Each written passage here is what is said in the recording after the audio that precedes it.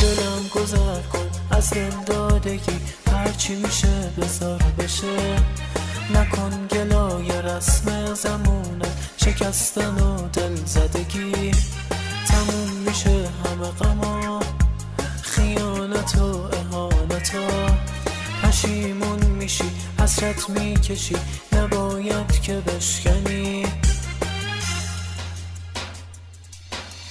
نمیتونی بسوزونی منو، نمیتونی ساکتم کنی. دلم بریده از همه، باید فراموشم کنی. یک دو سه تموم، دیگه عاشقی تموم.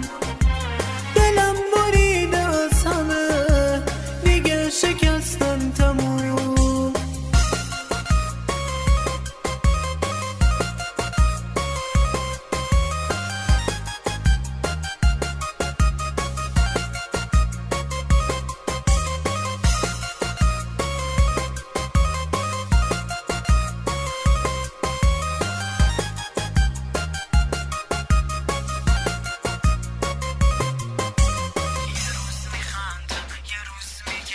یه روز میخندم یه روز میگریم، اما فراموشم میشه. قلبم شکسته طاقت میاره، هرچی میشه بذار بشه. تموم میشه همه غما، خیانت و اهانتا. پشیمون میشی، حسرت میکشی، نباید که بشکنی. نمیتونی بسوزونی منو، نمیتونی ساکتم کنی.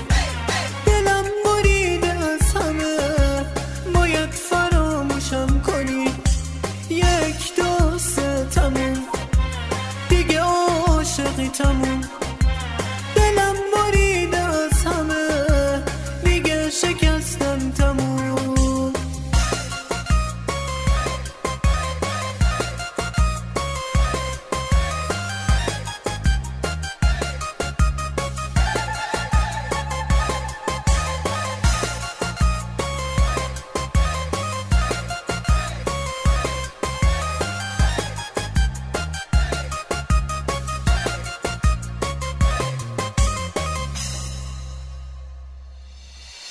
نمیتونی بسوزونی منو، نمیتونی ساکتم کنی.